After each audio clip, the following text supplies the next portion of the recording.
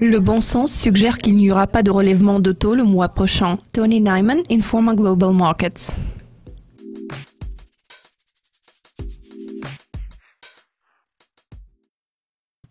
Nous avons appris des données économiques négatives émanant des États-Unis la semaine passée, dont le PMI non manufacturier qui a cru à un rythme plus lent qu'anticipé en janvier par rapport aux résultats enregistrés en décembre.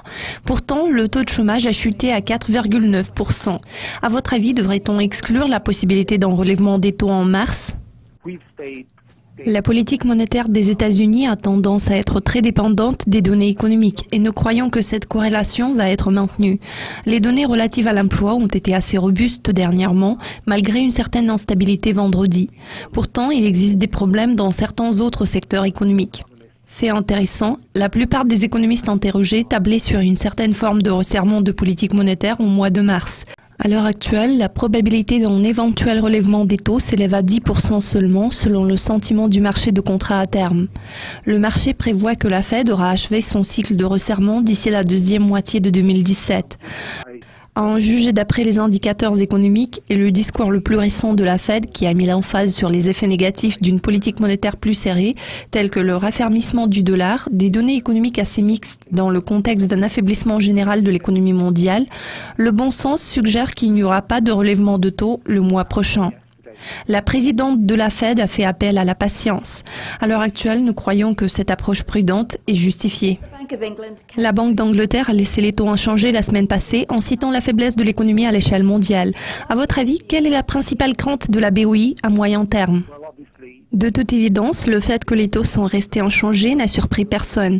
Pourtant, la Banque centrale a réduit ses prévisions en matière de l'IPC ainsi que celles en matière de la croissance du PIB. Les prévisions de croissance ont été révisées fortement à la baisse à 2,2% en 2016 par rapport aux prévisions de 2,5% au mois de novembre.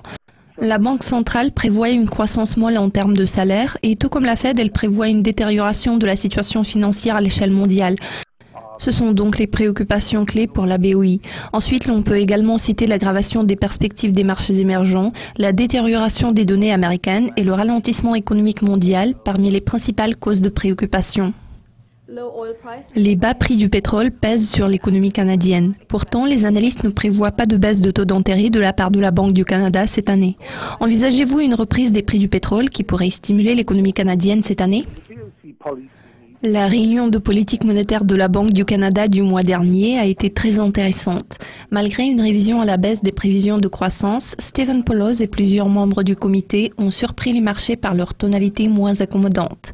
Le comité s'est montré très optimiste par rapport au processus de réorientation de l'économie canadienne vers une activité financière non liée aux ressources, ce qui s'explique surtout par une augmentation de la demande américaine et en dollars canadiens plus faible. En outre, n'oublions pas la situation néfaste sur les marchés des matières premières. Il faut se rendre à l'évidence. Un rebond des prix du pétrole favoriserait la croissance canadienne qui est assez lente en ce moment.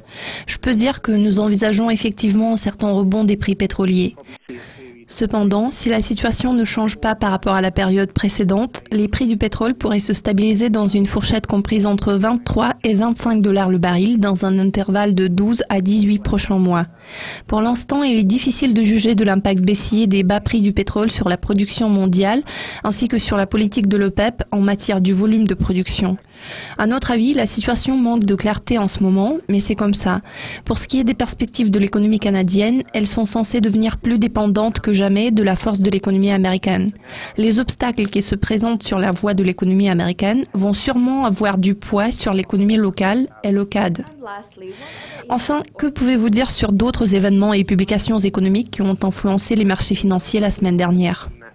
Tout d'abord, ce sont les anticipations du G10 concernant les perspectives des marchés financiers en 2016. Il a été très intéressant d'observer des ventes massives du dollar. Puis après, il faut souligner la faiblesse des données américaines et la tonalité moins belliciste, voire pacifiste de la Fed, qui a vraiment contribué au changement des anticipations à long terme concernant le dollar. Les marchés pétroliers ont été caractérisés par une tendance à l'aversion au risque. Nous avons observé une correction de la paire dollar-yen à partir du niveau de 1,22 à 1,16 après la décision surprise de la BOJ d'introduire des taux d'intérêt négatifs. Il se peut que Kuroda s'apprête à couper les taux davantage. Si nous regardons les principales paires du dollar, par exemple l'euro-dollar, la paire a connu un rallye important vers 1,12 car la BCE est susceptible de recourir à plus d'assouplissement monétaire en mars. Le CAB s'est également envolé la semaine passée.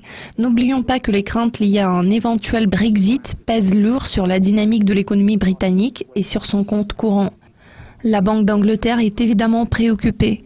Nous prévoyons toujours un renforcement de l'économie américaine, ce qui devrait pousser la paire du CAB vers le bas. Vu que cette semaine nous aurons 2 discours de Janet Yellen, l'on pourrait envisager des mouvements du dollar.